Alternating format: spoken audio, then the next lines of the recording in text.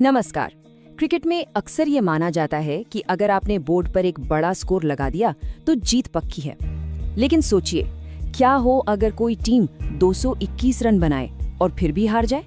जी हाँ, आज हम बात कर रहे हैं दक्षिण अफ्रीका और वेस्टइंडीज के बीच हुए उसी असाधारण मैच की, जिसने आंकड़ों के सारे समीकरण ही बदल दिए। तो सबसे बड़ा सवाल यही उठता है कि आखिर ये हुआ कैसे? 221 रन बनाने के बाद भी कोई टीम कैसे हार सकती है, वो भी इतनी बुरी तरह से? ये सिर्फ एक मैच का नतीजा नहीं, बल्कि एक स्टैटिस्टिकल पजल है, एक ऐसी पहेली जिसने हाई स्कोरिंग T20 क्रिकेट को लेकर हमारी समझ को ही चैलेंज कर दिया। और हाँ, ये समझना भी बहुत जरूरी है कि ये कोई आम द्विपक्षीय सीरीज नहीं थी। ये तो T20 विश्व कप से ठीक पहले दोनों टीमों के लिए अपनी रणनीतियों को परखने का, अपनी फाइनल प्लेइंग 11 सेट करने का आखिरी मौका था।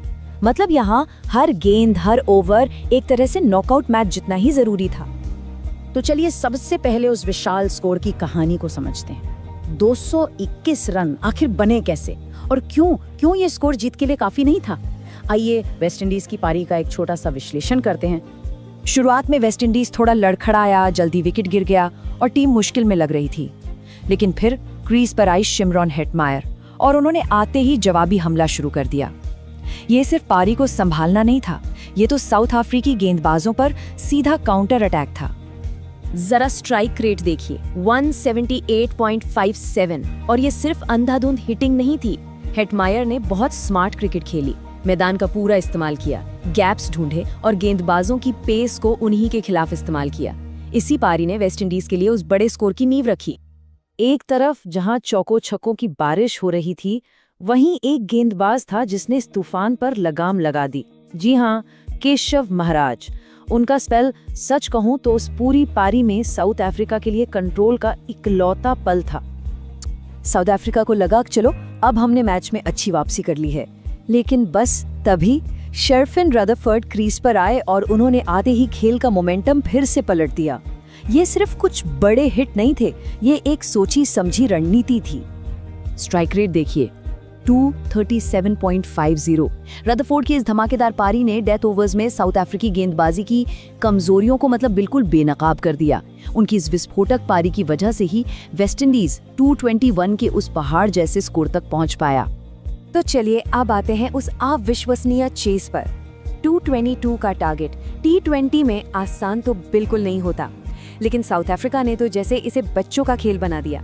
इसे चेज नहीं कहेंगे, ये तो सीधा सीधा डिमोलिशन था। और इस डिमोलिशन के हीरो थे क्विंटन डी कॉक।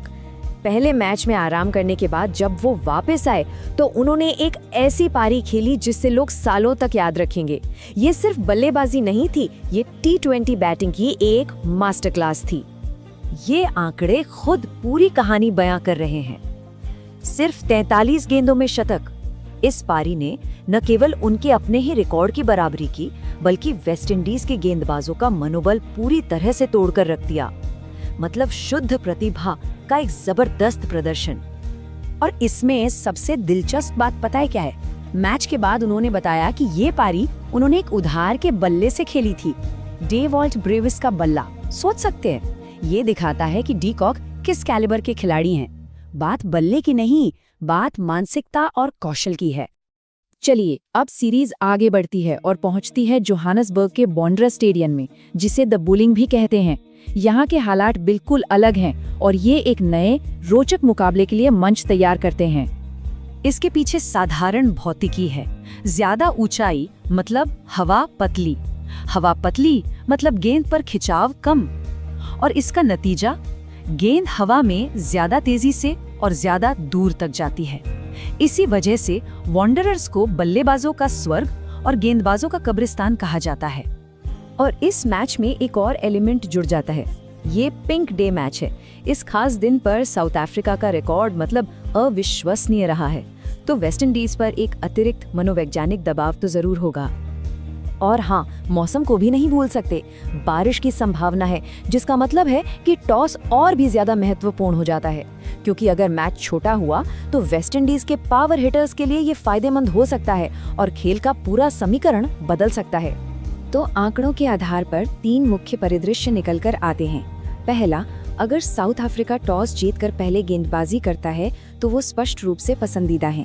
दूसरा, अगर वेस्ट इंडीज पहले गेंदबाजी करता है तो मुकाबला काफी करीबी हो सकता है। और तीसरा, अगर बारिश ने खेल को छोटा कर दिया तो फिर नतीजा एक लॉटरी जैसा हो जाएगा, कुछ भी हो सकता है।